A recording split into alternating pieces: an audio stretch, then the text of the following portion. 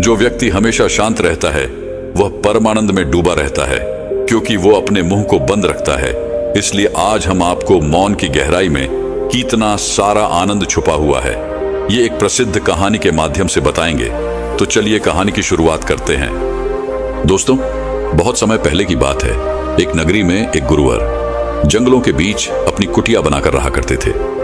आसपास बहुत ही अच्छा वातावरण था, शांत वातावरण था। वहां जो कोई भी जाता था वह अपना दुख भूल जाता था। उस वातावरण की शांति में मन को एक असीम शांति प्राप्त होती थी, जिससे जो भी कोई वहां अपने दुख लेकर जाता वह उसे भूल जाया करता। एक दिन वह गुरु अपने कुछ शिष्यों को उपदेश दे रहे थे। वह कह रहे थे, हमें अत्यधिक कम बोलना चाहिए। हमारे पास 2 कान और 1 मुंह है। इसका अर्थ यह है कि हम जितना बोलते हैं उसका 2 गुना हमें सुनना चाहिए, और यही प्रकृति भी चाहती है। इसलिए उसने हमें इस रूप में ढाला है।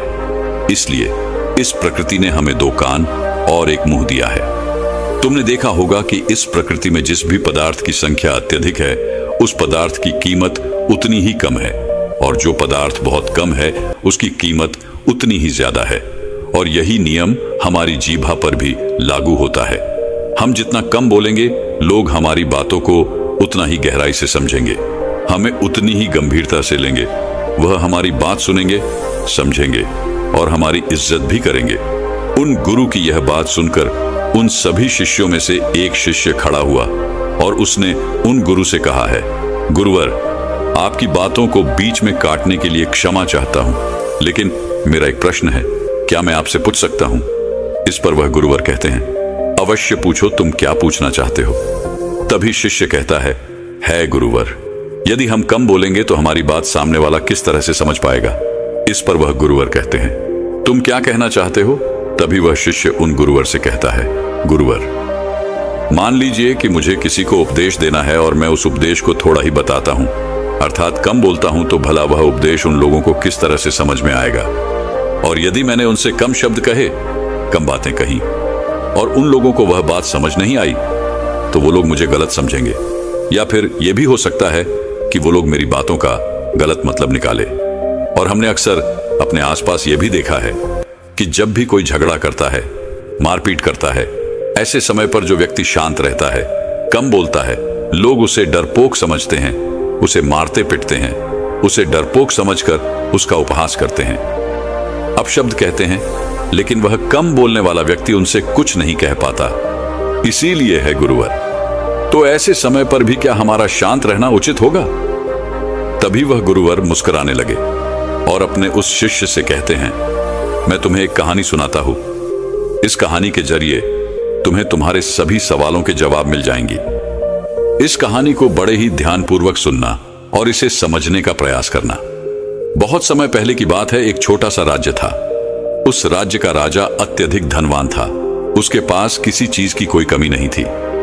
उसका परिवार, उसका राज्य बहुत फला फूला हुआ था। प्रजा अपने राजा से बहुत खुश थी। प्रजा हमेशा अपने राजा का गुणगान किया करती थी।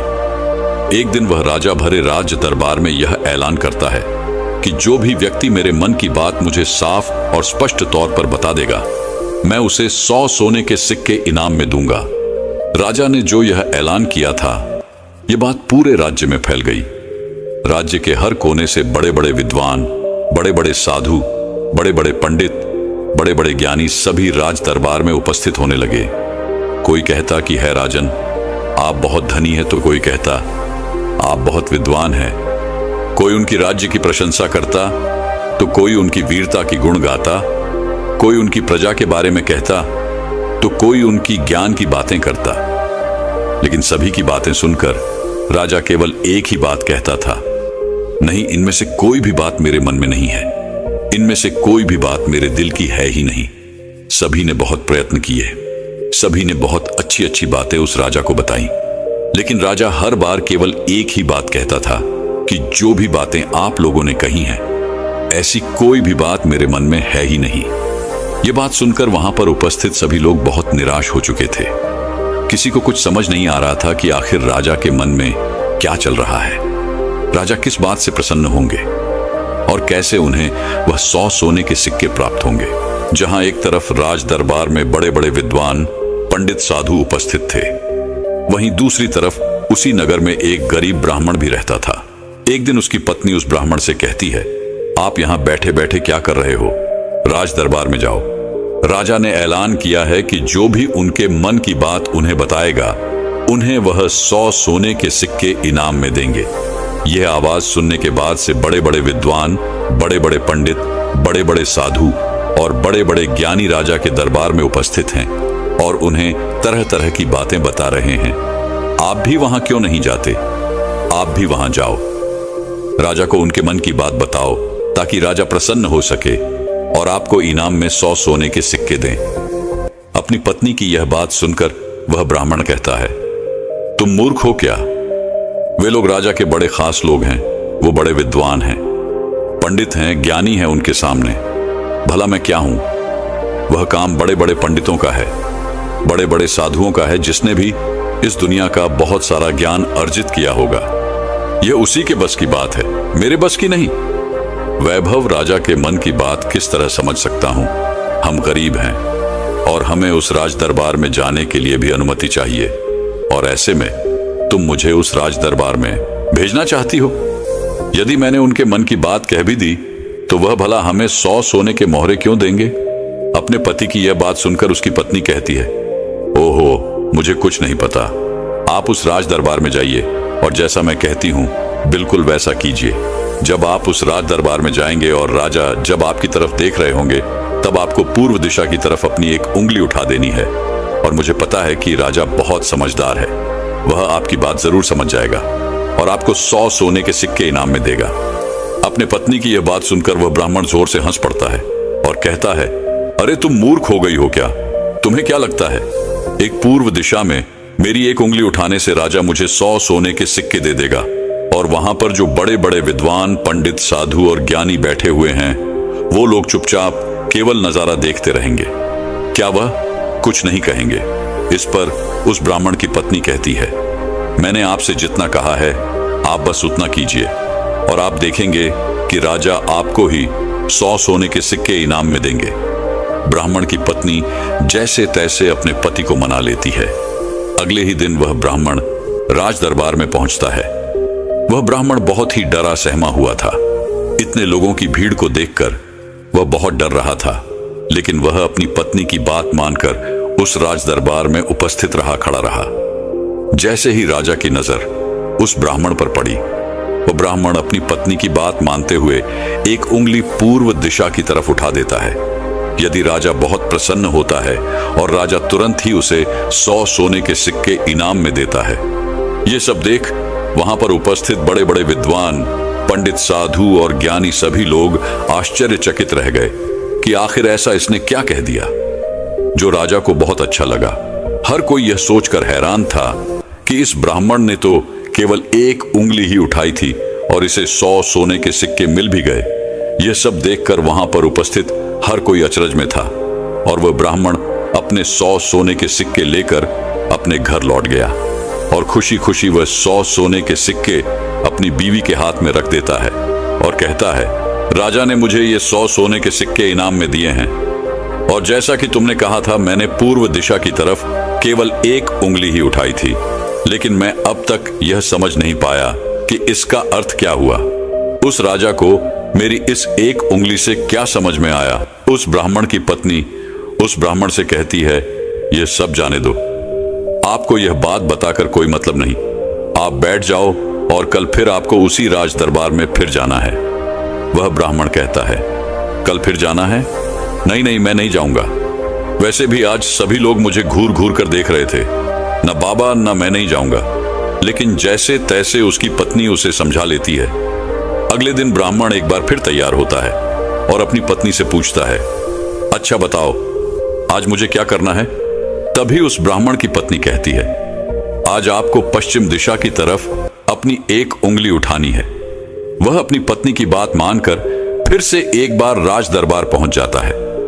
जैसे ही राजा की नजर उस पर पहुंचती है, वह ब्राह्मण अपनी एक उंगली पश्चिम दिशा की ओर उठा देता है। यह देख राजा एक बार फिर प्रसन्न हो जाता है।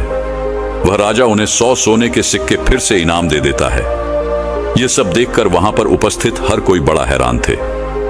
हर कोई अचरज में था कि आखिर ये सब हो क्या रहा है। हम यहाँ पर अच्छी अच्छी बातें बता रहे हैं, राजा को तरह तरह का ज्ञान दे रहे हैं, लेकिन राजा उससे प्रसन्न नहीं हो रहे। और यह ब्राह्मण है कि केवल एक उंगली उठाता है और राजा उसकी बातों से खुश हो जाते हैं, उसे 100 सोने के सिक्के ही इनाम में दे देते हैं। और तो और ये कुछ बोलता भी नहीं, चुपचाप आता है, उंगली उठाता है, इनाम लेता है और चला जाता है। हर कोई केवल बस यही जानना चाहता था कि आखिर उस ब्राह्मण को ऐसा कौन सा ज्ञान है जो उनके पास नहीं। अगले दिन फिर से वह ब्राह्मण राज दरबार में आता है और अब की बार वह अपनी उंगली उत्तर दिशा की तरफ उठाता है और अब की बार भी राजा प्रसन्न होकर उसे 100 सोने के सिक्के इनाम में देते हैं। ये सब देख देख कर वहां पर उपस्थित हर बड़ा से बड़ा विद्वान थक चुका था। उन्हें कुछ भी समझ नहीं आ रहा था कि आखिर एक उंगली उठाने से राजा किस तरह से प्रसन्न हो जा रहे हैं। यह बात देखकर हर किसी ने यह तय किया कि अब यदि उंगली उठाने से ही उन्हें इनाम मिल सकता है तो वह राजा के सामने बड़ी बड़ी बातें क्यों करें, बड़ा बड़ा ज्ञान राजा को क्यों बताएं। उससे अच्छा है कि वो सब मिलकर एक ही दिशा की तरफ उंगली उठाएंगे। सभी ने मिलकर यह तय कर लिया था। अगले दिन सुबह सुबह वह ब्राह्मण फिर से राज दरबार में आने के लिए तैयार हो रहा था और वह अपनी पत्नी से पूछता है, बताओ आज मुझे क्या करना होगा। इस पर उसकी पत्नी कहती है, आज आपको कुछ नहीं करना, आज आप घर पर ही बैठे। उस दिन सभी ब्राह्मण, सभी विद्वान, सभी साधु संत वहां पर उपस्थित थे। राजा के आते ही सब खड़े हुए। जैसे ही राजा की नजर उनसे मिली, सभी ने दक्षिण दिशा की तरफ अपनी उंगली उठा दी। यह देखकर राजा को बड़ा क्रोध आया। राजा ने गुस्से में सभी पंडितों को, सभी विद्वानों को कारावास में डलवा दिया। और यह देखकर वहां पर उपस्थित हर बड़ा से बड़ा विद्वान आश्चर्यचकित था। वो हैरान था कि आखिर हमने ऐसी क्या गलती कर दी। जब वो ब्राह्मण अलग अलग दिशाओं में अपनी उंगली उठाता है तो उसे 100 सोने के सिक्के इनाम में मिलते हैं, और आज जब हमने एक साथ एक ही दिशा की तरफ अपनी उंगली उठाई तो हमने क्या गलत कर दिया। भला राजा क्या समझ रहा है? ऐसा कौन सा ज्ञान है, ऐसा कौन सा राज है जो हम नहीं जानते, जिसके बारे में हम में से किसी को कुछ नहीं पता। यह उंगली करने वाला कौन सा नया ज्ञान है जो हमने आज तक नहीं सीखा, जिसके बारे में हम में से किसी को आज तक कुछ नहीं पता। जब उन विद्वानों की पत्नियों को यह पता चला कि राजा ने उन्हें कारावास में डाल दिया है, तब उनकी पत्नी राजा के पास विनती करने आई कि वे उन्हें छोड़ दें। उनसे गलती हो गई, लेकिन राजा ने किसी की एक न सुनी। और जब उन सभी को यह लगने लगा कि राजा उनके पतियों को नहीं छोड़ने वाले, तो वे सभी उसी ब्राह्मण के पास पहुंचे और वहां जाकर वो उनसे विनती करने लगे कि वह उनके पतियों की मदद करे, उन्हें कारावास से बाहर निकाले। राजा ने उन्हें कारावास में डाल दिया है और हमने उनसे कई बार विनती की, आग्रह किया कि वो उन्हें छोड़ दे, उनसे गलती हो गई, लेकिन राजा ने एक न सुनी। इसलिए हम सभी आपके पास आए हैं, कृपया हमारी मदद करें। उस ब्राह्मण ने और उसकी पत्नी ने सारी बातें ध्यानपूर्वक सुनी। उसके बाद उस गरीब ब्राह्मण की पत्नी राज दरबार जाती है, और जैसे ही राज दरबार में राजा की नजर उस गरीब ब्राह्मण की पत्नी पर पड़ती है तो राजा अपनी 2 उंगलियां खड़ा करता है, और तभी वह ब्राह्मण की पत्नी अपने पैर पर ताली मारती है। यह देखकर राजा तुरंत ही अपने अधिकारों को आदेश देता है कि जाओ, उन सभी को कारावासियों से बाहर निकालो। यह सब देखकर वहां पर जो उपस्थित पंडित थे, उनकी हैरानी का कोई ठिकाना नहीं रह गया था। उन्हें यह समझ ही नहीं आ रहा था, क्या आखिर यह कौन सी विद्या है, यह कौन सा ज्ञान है। कभी वह ब्राह्मण एक उंगली खड़ी करता है, कभी राजा 2 उंगलियां खड़ी करता है, और कभी यह ब्राह्मण की पत्नी अपने टांगों पर ताली पीटती है। आखिर ये सब चल क्या रहा है, आखिर ये सब हो क्या रहा है। सभी मिलकर यह तय करते हैं कि इसका जवाब तो हमें वह गरीब ब्राह्मण ही देगा। इसलिए सभी मिलकर उस गरीब ब्राह्मण के घर पहुंचते हैं, और उन सभी पंडितों में से एक पंडित उन गरीब ब्राह्मण से कहता है, आप ही हमें बताइए, यह कौन सी विद्या है जो हम नहीं जानते। आपको भला राजा ने इतनी बार इनाम क्यों दिया, और जब हमने एक दिशा में उंगली उठाई तो हमें कारावास में डाल दिया, और जब हमारी पत्नियां हमें छुड़ाने आई, उन्होंने राजा से विनती की, राजा से आग्रह किया कि वह हमें छोड़ दें, लेकिन राजा ने उनकी एक ना सुनी, और जब आपकी पत्नी उसी राज दरबार में आती है तो उनके केवल एक आदेश पर, उनके केवल एक इशारे पर राजा हमें कारावास से छोड़ देता है। आखिर यह सब हो क्या रहा है? आखिर आपने यह सब कैसे किया? क्या आप हमें भी यह ज्ञान दे सकते हैं? क्या आप हमें भी यह विद्या सिखा सकते हैं? उन सभी की यह बात सुनकर तो ब्राह्मण उन सभी से कहता है, इसमें मैंने कुछ नहीं किया है, यह सब तो मेरी पत्नी का किया धरा है।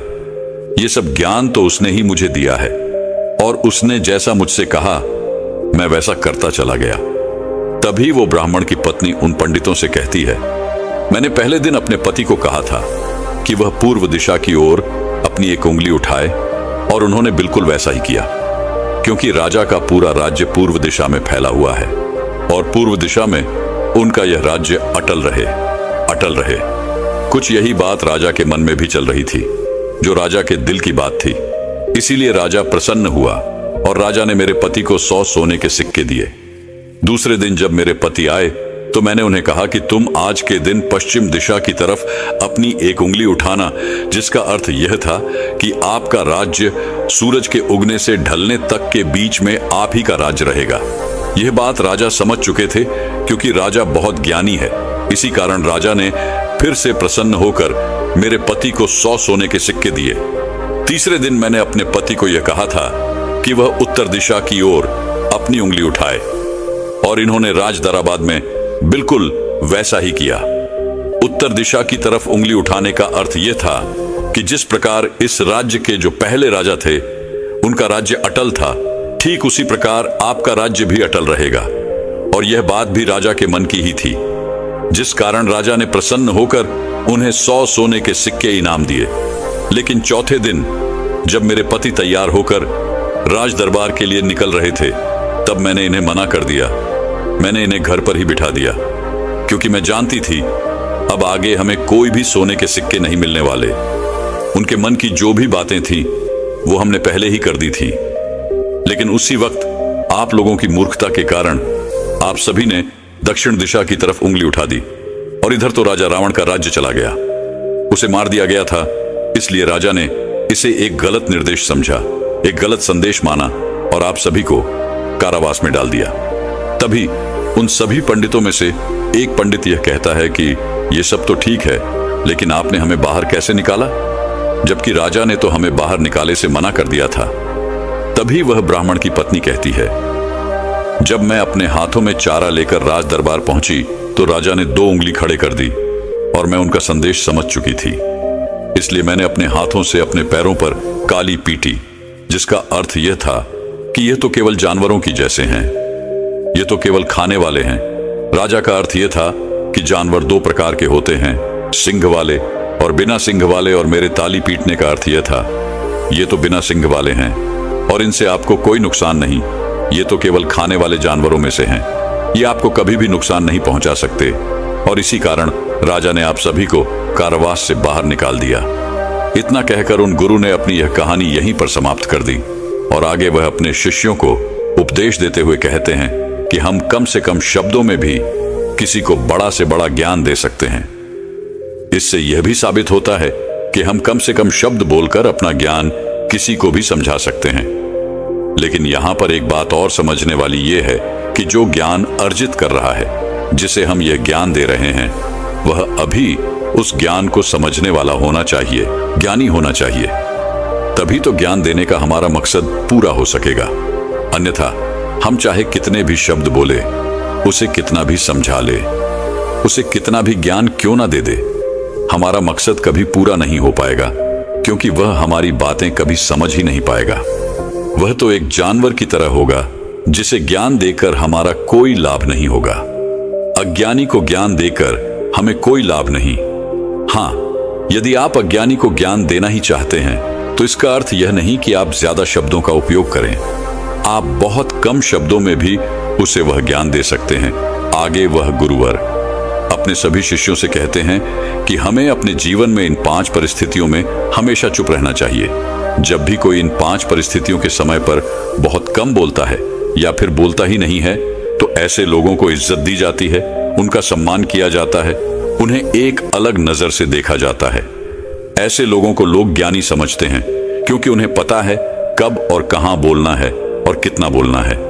सबसे पहली बात बताते हुए वह गुरुवर कहते हैं कि जब कोई व्यक्ति तुम्हारी भावनाओं को, तुम्हारे शब्दों को नहीं समझ पा रहा, ऐसी परिस्थिति में इंसान का चुप रहना ही उचित है, क्योंकि हम में से अधिकांश से लोग बेवजह ही अपने दुख, अपनी पीड़ाएं, अपनी तकलीफें लोगों के साथ साझा करने की आदत होती है। लेकिन वो यह नहीं जानते कि जिन्हें वो अपनी तकलीफें साझा कर रहे हैं, उन्हें आपकी तकलीफों से कोई मतलब नहीं। वह तो आपकी तकलीफों का फायदा उठाना चाहते हैं। वह तो आपकी तकलीफों को सुनकर मन ही मन में खुश हो रहे हैं, क्योंकि उन्हें अब यह पता चल चुका है कि जितना कुछ वो आपको समझते थे, जितना सुखी वो आपको समझते थे, आप अंदर से उतने सुखी हैं नहीं। आपका सुख चैन लुट चुका है और यह जानकर उन्हें बहुत प्रसन्नता होती है। वह बहुत खुश होते हैं और ऐसे समय पर वह आपका साथ भी छोड़ देते हैं, क्योंकि कोई भी एक दुखी व्यक्ति के साथ रहना पसंद नहीं करता। इसलिए जब भी ऐसी कोई परिस्थिति आए, जब आपको लगे कि मुझे अपनी भावनाओं को, अपने शब्दों को किसी के साथ साझा करना चाहिए, तो ऐसे समय पर आप अपने कुछ करीबी खास परिवार के सदस्य हो या फिर कुछ ऐसे खास मित्रों से अपनी बात साझा कर सकते हैं जिन पर आपको पूरा यकीन हो। और अन्यथा यदि आप किसी और के साथ अपने मन की यह बातें साझा करेंगे तो वो लोग आपको बेवकूफी समझेंगे और ऐसे समय पर आप केवल मजाक के पात्र ही बनेंगे। दूसरी जगह जहां पर हमें चुप रहना चाहिए, जब हमें किसी विशेष मौके के बारे में अधूरी जानकारी हो, किसी विशेष घटना के बारे में जब हम नहीं जानते, जब हमें अधूरा ज्ञान हो, तो ऐसे मौके पर हमेशा चुप रहना चाहिए। हम में से अधिकांश लोगों को यह शौक होता है कि वे अपने ज्ञान का प्रदर्शन करें, लेकिन अधिकांश लोगों को आपने देखा होगा कि उन्हें उस विषय के बारे में अधूरा ज्ञान होता है, जिस कारण वह हर समय लोगों के बीच मजाक का पात्र बनते हैं। लोग उनकी खिल्ली उड़ाते हैं, उनका मजाक बनाते हैं, और ऐसे व्यक्तियों को लोग कभी गंभीरता से नहीं सुनते, उन्हें कभी गंभीरता से नहीं लेते। जो भी बातें हमने इधर उधर से सुनी है, जिनका हमें ज्ञान नहीं है, उन बातों को लेकर हमें कभी भी दूसरों को नहीं समझाना चाहिए, ना ही अपनी बातों को दूसरों से मनवाना चाहिए।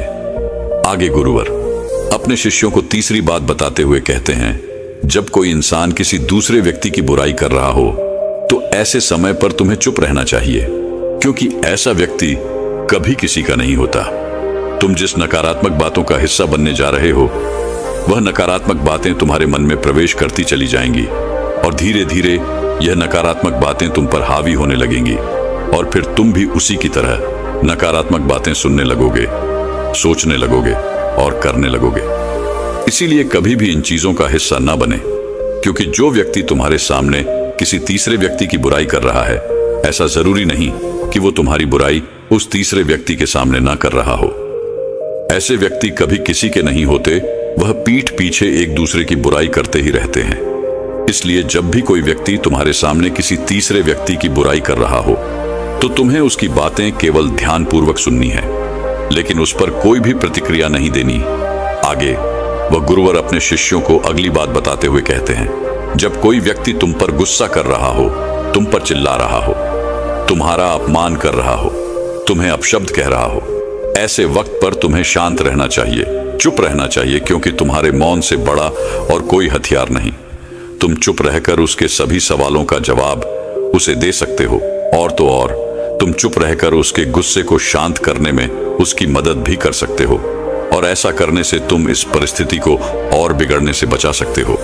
और देखना, जब गुस्सा करने वाला व्यक्ति शांत होगा, जब उसका गुस्सा शांत हो जाएगा, तो उसे अपनी गलती का एहसास भी होगा और वह तुमसे माफी भी मांगेगा। इसलिए तुम्हें ऐसे जगहों पर चुप रहना चाहिए, किंतु तुम्हें हर जगह पर चुप भी नहीं रहना चाहिए। जब तुम्हें लगे कि कोई व्यक्ति गलत कर रहा हो, तो उसका विरोध कर शांत मत रखो, क्योंकि यदि तुम ऐसी परिस्थिति में चुप रहोगे तो वह तुम्हें कमजोर समझेगा, तुम्हें डरपोक समझेगा और तुम्हारे इस कमजोरी का फायदा भी उठाएगा। गुस्से का ये जो तरीका है, ये केवल अपनों के साथ ही अच्छा है, जैसे तुम्हारा परिवार, सगे संबंधी, तुम्हारे खास मित्र, लेकिन हर इंसान के सामने तुम्हें ऐसे नहीं रहना। यदि तुम्हारे साथ कोई गलत कर रहा हो, तो इसका जवाब तुम्हें उसे अवश्य देना चाहिए।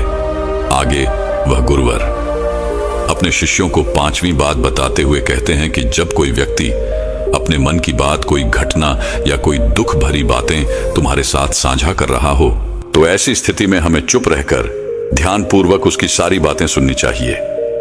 आपने तो देखा ही होगा, जब हम अपनी परेशानी किसी के साथ साझा कर रहे होते हैं, उसी वक्त हमारा कोई ऐसा मित्र या फिर कोई ऐसा सगा संबंधी अवश्य होता है जो हमारी बात पूरी करने से पहले हमें समाधान देना शुरू कर देता है। और जब कोई ऐसा करता है तो हमारे मन में क्रोध उत्पन्न होता है। हम उस व्यक्ति से बात तक करना पसंद नहीं करते, जबकि ऐसी परिस्थिति में हमें शांत रहना चाहिए, क्योंकि सामने वाला हमसे यही उम्मीद करता है। हम शांत रहकर उसकी सारी बातें ध्यानपूर्वक सुने, जिससे जब वह अपनी बात पूरी करे तो उसे शांति का अनुभव हो। और जब हम ऐसा करते हैं तो उसके मन में हमारे लिए और भी इज्जत बढ़ जाती है। वह यह जान पाता है कि कोई तो है जो हमारी बातें सुनता है, हमें समझता है, जिससे वह तुम्हारी और भी इज्जत करता है, वह तुम्हारा और भी सम्मान करने लगता है। इसलिए ऐसी परिस्थितियों में हमें चुप रहना चाहिए। इतना कहकर वह गुरुवर आगे कहते हैं कि इन 5 स्थितियों को हमेशा याद रखना, और यहाँ पर इंसान को हमेशा कम ही बोलना चाहिए, क्योंकि इंसान एक दुकान की तरह है और दुकान का ताला है हमारी जीभा। और जब इस ताले से हमारी दुकान खुलती है, अर्थात हमारे अंदर की बातें जब बाहर आती हैं, तभी पता चलता है कि यह इंसान अंदर से कोयले का है या फिर सोने का। इसीलिए कम बोलें, लेकिन अपने शब्दों की कीमत बढ़ा दें। और यह तभी होगा जब आप हर परिस्थितियों में सोच समझकर बोलेंगे, कम बोलेंगे और उचित बोलेंगे। तो चलिए दर्शकों, अब हर व्यक्ति का कर्म कैसे वापस लौट के आता है, इस विषय पर एक अद्भुत अगली कहानी की शुरुआत करते हैं। दोस्तों, कहा जाता है कि कर्म किसी मनुष्य का मोहताज नहीं होता, बल्कि हम मनुष्य कर्मों के मोहताज अवश्य होते हैं, क्योंकि कर्म सर्वोपरि है, सर्वश्रेष्ठ है। और यदि कोई मनुष्य ये सोचता है कि वो कोई कर्म नहीं करता, तो ये उसकी सबसे बड़ी भूल है, क्योंकि बिना कर्म के कोई भी मनुष्य एक पल के लिए भी जीवित नहीं रह सकता। क्योंकि यह संसार इसी तरह से बनाया गया है, और इस संसार में हर एक मनुष्य अपना कर्म अवश्य करता है, वो चाहे या ना चाहे, लेकिन उसे कर्म तो करने ही पड़ते हैं, और ये जरूरी भी है। और ऐसा कोई जरूरी नहीं है कि हर मनुष्य रोज रोज पूजा पाठ करे, मंदिर जाए, दान दक्षिणा दे, बल्कि जरूरी तो यह है कि वो इंसान कुछ ऐसे कर्म करे कि जहां पर भी वो जाए, लोग उसका सम्मान करें, उसका आदर करें।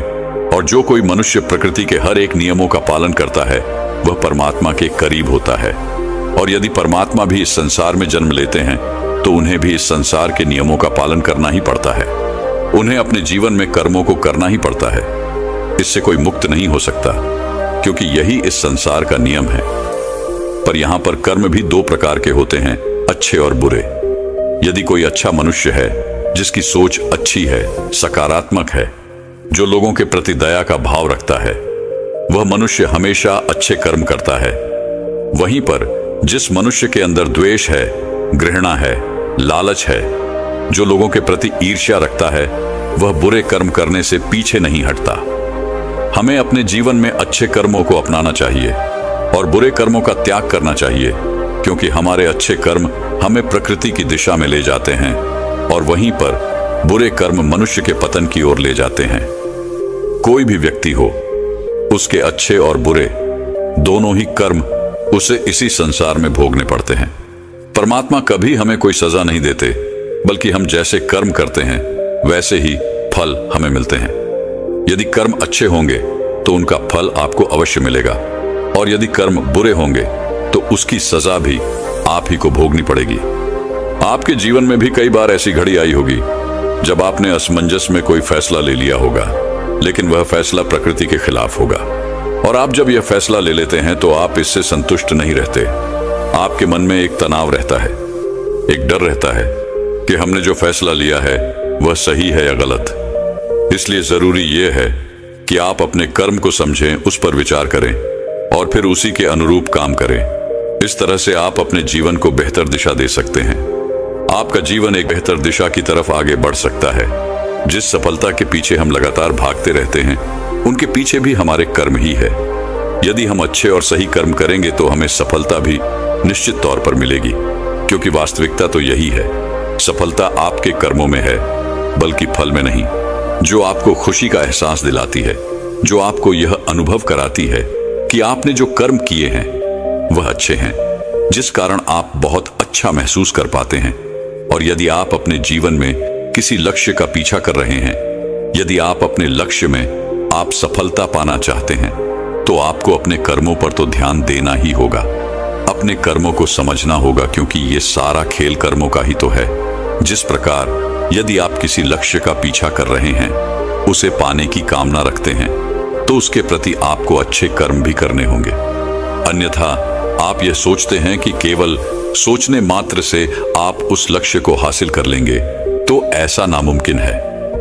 तो दोस्तों, आज की यह जो कहानी है, ये कर्मों के सिद्धांतों के बारे में ही है, और यह सिद्धांत हमारे जीवन में किस तरह से काम करते हैं, इन्हीं के बारे में आज की यह छोटी सी कहानी आपको यह सिखाएगी कि आपके कर्म किस तरह से आपके जीवन पर प्रभाव डालते हैं।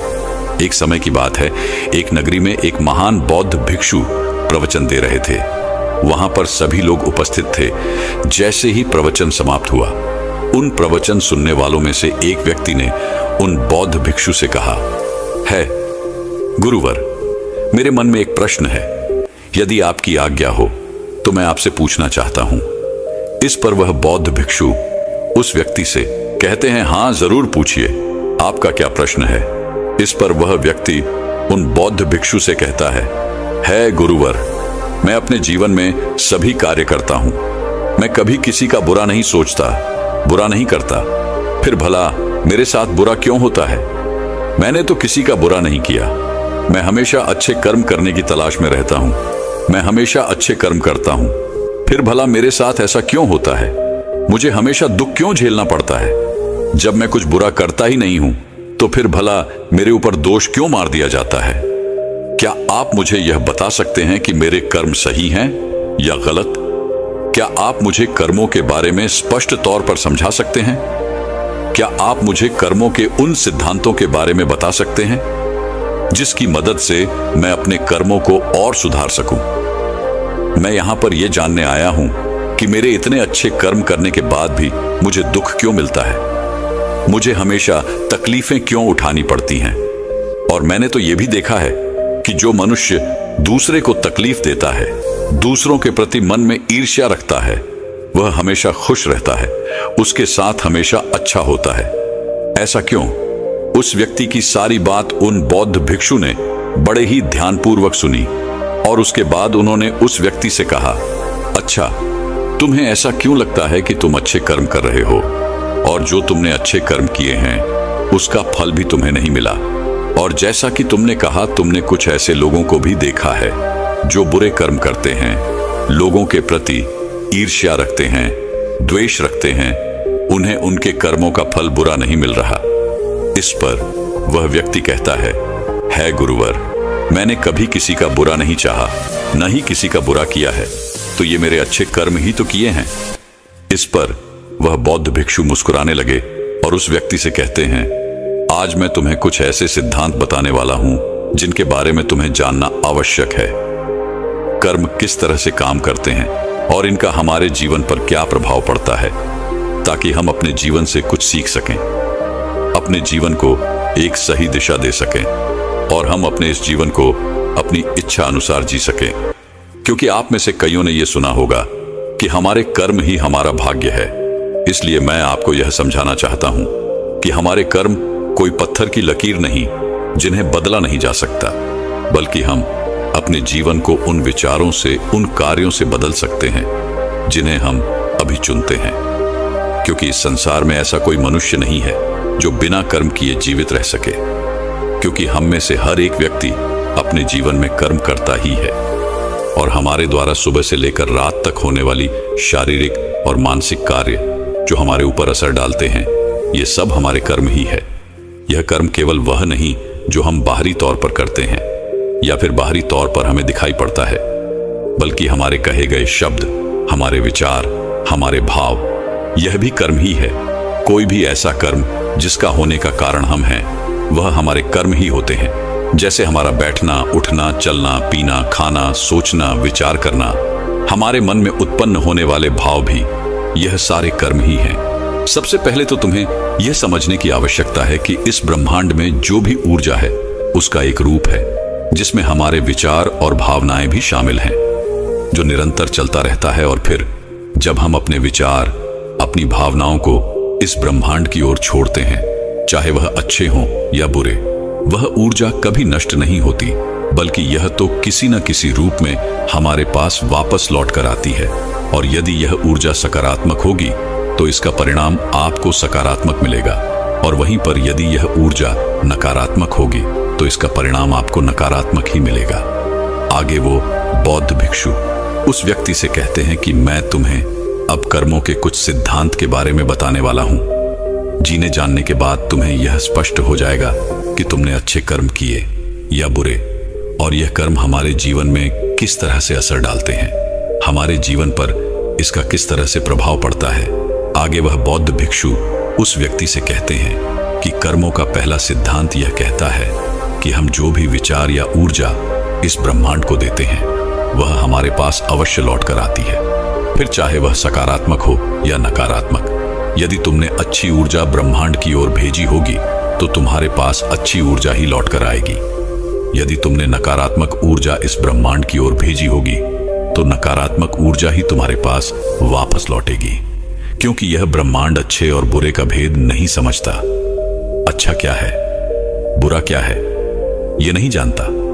अच्छा और बुरा इसकी पहचान करना तो हमें आता है, इसलिए हमें अपने मन में अच्छे विचार रखने चाहिए ताकि आपको अच्छे फल मिल सके। वहीं पर अगर आप बुरे विचार रखते हैं तो उसके होने वाले दुष्परिणामों से भी आपको कोई नहीं बचा सकता, उसे आपको भोगना ही पड़ेगा। कर्मों का दूसरा सिद्धांत यह कहता है, हम अपने जीवन में जो कुछ भी पाना चाहते हैं पहले हमें खुद को उस लायक बनाना होगा। जैसे कि अगर हम दूसरे से यह आशा करते हैं कि वह हमारा सम्मान करें, हमारा आदर करें, तो इसके लिए हमें पहले खुद ही दूसरों का आदर और सम्मान करने आना चाहिए। या फिर इसे यूं भी कह सकते हैं कि पहले आपको उस काबिल बनना होगा ताकि वह लोग आपका सम्मान कर सकें, आपका आदर कर सकें। जिस प्रकार यदि आप नियम के बीज बोते हैं तो आपको आम का फल कभी नहीं मिल सकता, ठीक उसी प्रकार जो आप बीज बोएंगे आपको फल भी वैसे ही मिलेंगे। इसलिए सदैव अच्छे कर्म करने के बारे में सोचें, अच्छा कर्म करें और अच्छी वाणी बोले। कर्मों का अगला सिद्धांत ये कहता है कि हमारे जीवन में यदि कोई घटना घटित हो जाती है तो वह घटना अकस्मात हमारे जीवन में नहीं आती, बल्कि यह भी हमारे कर्मों का ही फल होता है। जिस प्रकार यदि आप अपने किसी लक्ष्य को हासिल करना चाहते हैं तो आपको अपने लक्ष्य के प्रति तत्पर होना होगा। अपने लक्ष्य के प्रति जिस कार्य को करना है उसे करते रहना होगा। जो मेहनत, जो लगन उस लक्ष्य को पाने के लिए करनी है वो आपको करते रहनी होगी। उस संघर्ष का सामना भी आपको करना होगा, तब जाकर आप कहीं उस लक्ष्य तक पहुंच सकेंगे। क्योंकि हमारा यह जीवन संघर्षों से भरा हुआ है और हमें यदि कोई अच्छी चीज प्राप्त करनी है तो हमें संघर्ष तो करने ही पड़ेंगे। इसीलिए यदि आप अपने जीवन में किसी लक्ष्य को पाने की इच्छा रखते हैं तो अपने जीवन में चमत्कार पर भरोसा करना छोड़ दें और अपनी मेहनत, अपनी काबिलियत पर यकीन करना सीखें। कर्मों का अगला सिद्धांत यह कहता है, आपको सच को स्वीकार करना आना चाहिए। यदि आप उस सच से भागते रहेंगे तो आप कभी भी उस सच को बदलने का प्रयास नहीं करेंगे और ना ही आप उसे कभी बदल पाएंगे। मान लीजिए कि आपको सुबह देरी से उठने की आदत है और यदि आप इस सच को स्वीकार नहीं कर सकते तो आप कभी भी इसे बदल नहीं सकते। वहीं पर अगर आप इसे स्वीकार करते हैं और इसे बदलने की मन में ठान लेते हैं तो आप इसे अवश्य ही बदल कर रहेंगे। इसलिए अपने जीवन में अपने आप से कभी झूठ मत कहिए। आपके जीवन में जो भी कड़वी सच्चाइयां हैं उसे स्वीकार कीजिए, तभी आप उनका सामना कर सकेंगे, उन्हें बदल सकेंगे। इसलिए हमें सच को स्वीकार करते हुए आगे बढ़ना चाहिए। इसके अलावा हमारे पास और कोई उपाय नहीं है। यदि आगे बढ़ते हुए आपसे कोई गलतियां भी हो जाएं, तो इसे स्वीकार कीजिए और उसे सुधारने की कोशिश कीजिए, क्योंकि ऐसे लोग ही अपने जीवन में हर उस ऊंचाइयों को हासिल कर पाते हैं जिनकी वो कामना रखते हैं। कर्मों का अगला सिद्धांत ये कहता है कि अपने जीवन में निरंतर प्रयास करते रहिए, क्योंकि निरंतर प्रयास करते रहना ही वह मार्ग है जिससे हम सफलता को हासिल कर सकते हैं। और यह तभी संभव है जब समय के साथ खुद को बदलने के लिए आप तैयार हो, क्योंकि बदलाव ही इस सृष्टि का नियम है और यह बदलाव किसी और से नहीं बल्कि आपसे शुरू होता है, आपके भीतर से शुरू होता है। यदि आप अन्य लोगों को, बाहर की परिस्थितियों को बदलने की कोशिश करते हैं तो यह करना व्यर्थ होगा, क्योंकि आप अपना समय इस पर नष्ट कर रहे हैं। उसकी जगह पर यदि आप अपने ऊपर ध्यान दें, अपने अंदर ध्यान दें, तो आप उसे अवश्य बदल सकते हैं और अपने समय का सही इस्तेमाल करके आप अपने लक्ष्य तक अवश्य पहुंच सकते हैं। मान लीजिए कि आप कोई ऐसा कार्य करने जा रहे हैं जिसके लिए आपको कड़ी मेहनत करनी होगी, लेकिन आप यह सोच रहे हैं कि कोई आएगा और आपकी इस मेहनत में मदद करेगा, तो ऐसा करना व्यर्थ होगा। बल्कि इसके लिए तो आपको यह करना चाहिए कि यदि आपको उस काम के बारे में कोई भी खास जानकारी नहीं है तो पहले आप उसके लिए जानकारी प्राप्त करें, उसके बारे में सीखें, समझें और फिर उस कार्य को शुरू कर दें। यदि आप समय के साथ अपने अंदर बदलाव करते जाएंगे और निरंतर अपने कार्य पर काम करते जाएंगे तो आप अवश्य ही सफलता को हासिल कर सकेंगे।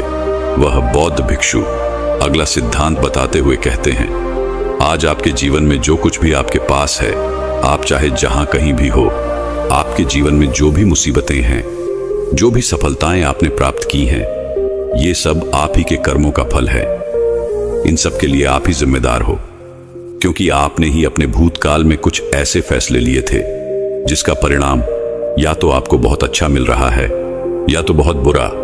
लेकिन हमें इनसे मुंह नहीं मोड़ना चाहिए, बल्कि हमें इन्हें स्वीकार करना चाहिए, इनकी जिम्मेदारी लेनी चाहिए। अगर हम ऐसा नहीं करते और किसी अन्य व्यक्ति या फिर किसी परिस्थिति को हम इसका दोष मढ़ते हैं, जिम्मेदार मानते हैं, तो ये करना बिल्कुल सही नहीं होगा, क्योंकि ये हमें आने वाली और भी बड़ी मुसीबतों में फंसा सकता है और फिर हम कभी भी इस समस्या का समाधान नहीं कर पाएंगे। क्योंकि हम में से अधिकांशतः लोगों की यह आदत होती है कि जब हम कोई अच्छा कार्य करते हैं और जब उस कार्य के लिए हमें शाबाशी मिलती है तो हम वहां पहुंच जाते हैं, लेकिन वहीं पर जब हमने कोई बुरा कार्य किया होता है तो हम इसका दोष किसी और के सर मढ़ देते हैं, जबकि हमें ऐसा नहीं करना चाहिए। हमें इसकी जिम्मेदारी खुद उठानी चाहिए। हमारे इस कार्य से जो भी समस्याएं उत्पन्न हुई हैं, उसका समाधान हमें खुद ही करना चाहिए। वह बौद्ध भिक्षु अगला सिद्धांत बताते हुए कहते हैं कि आज हमारा जो जीवन है, इसमें जुड़ा हुआ हमारा वर्तमान, हमारा भविष्य और हमारा आज है, और ये सब कुछ हमसे जुड़ा हुआ है। जैसे कि यदि आपने अपनी अतीत में कोई ऐसी चीज सीखी थी जो आज आपके काम आ रही है, तो हो सकता है कि आप आज भी कुछ ऐसा सीख रहे हों जो आपका आने वाला भविष्य बना सकती है। इसलिए हमें सीखने से कभी पीछे नहीं हटना चाहिए। हमें अपने जीवन में लगातार सीखते रहना चाहिए, क्योंकि ये हमारे जीवन में कभी भी काम आ सकता है। इसलिए कभी भी इससे पीछे नहीं हटना चाहिए। ये सब हमसे जुड़ा हुआ है। हमारा वर्तमान, अतीत और भविष्य सब एक साथ जुड़े हुए हैं। कर्मों का अगला सिद्धांत ये कहता है कि हमें यदि किसी लक्ष्य को पाना है तो हमें केवल एक चीज पर अपना ध्यान केंद्रित करना चाहिए, न कि कई सारी चीजों पर। जब हम एक साथ बहुत सारी चीजों पर अपना ध्यान केंद्रित करने लग जाते हैं तो हमारे सीखने की गति धीमी हो जाती है और हम फिर किसी भी चीज को सीख नहीं पाते, जो हमारे जीवन में निराशा और नकारात्मकता का कारण बन जाता है। यदि मान लीजिए कि आप एक अध्यापक बनना चाहते हैं, तो अध्यापक बनने के लिए आपको अपना पूरा ध्यान केवल अध्यापिका की पढ़ाई पर लगाना चाहिए, न कि बहुत सारी अन्य चीजों पर। यदि आप पूर्ण रूप से केवल अध्यापिका की पढ़ाई पर ध्यान देते हैं तो आप अवश्य ही अध्यापक बन जाएंगे। और यदि आप उस समय पर अन्य सारी चीजों पर ध्यान देते हैं तो आपका ध्यान भटक जाएगा।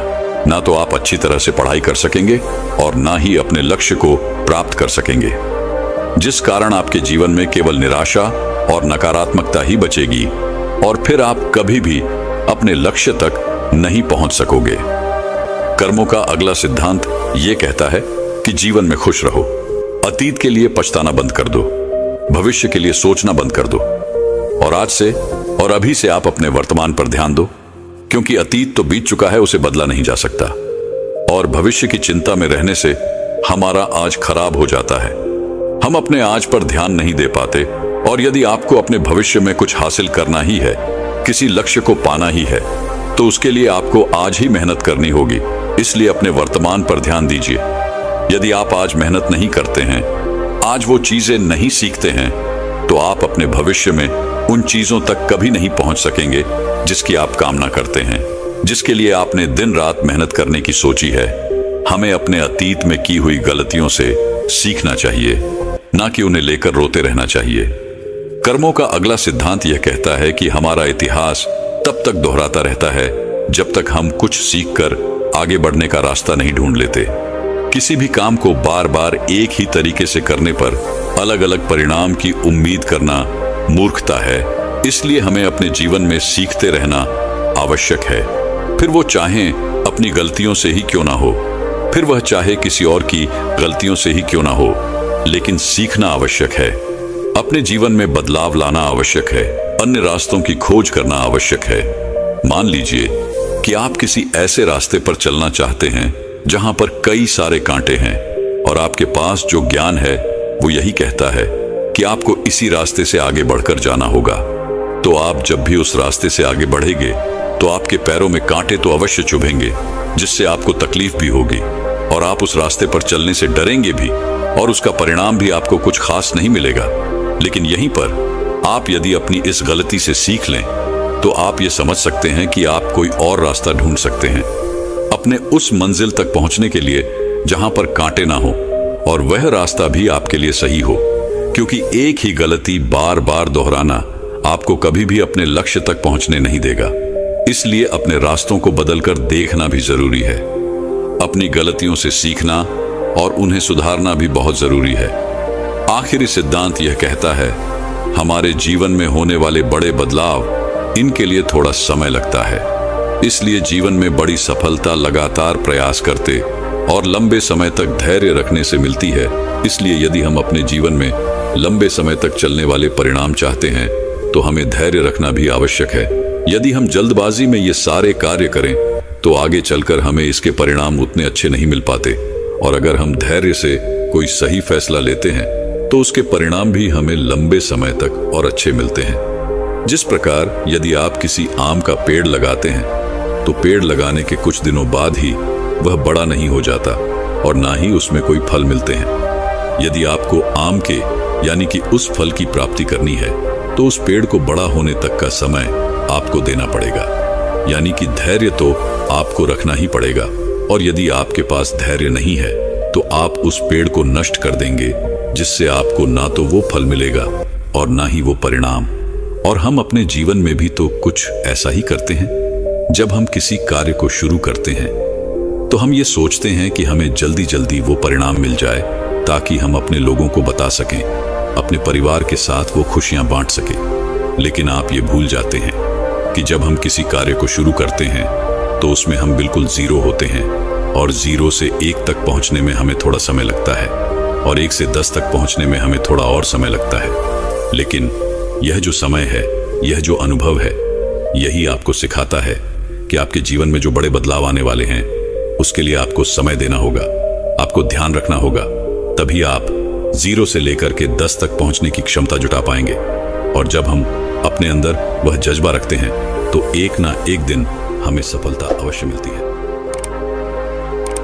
तो दोस्तों, कैसी लगी आपको ये वीडियो? अपने सुझाव हमें कमेंट बॉक्स में दीजिए और हमारे चैनल ट्रू लाइन को लाइक और सब्सक्राइब कर लीजिए। तो मिलते हैं एक और नई वीडियो में। धन्यवाद।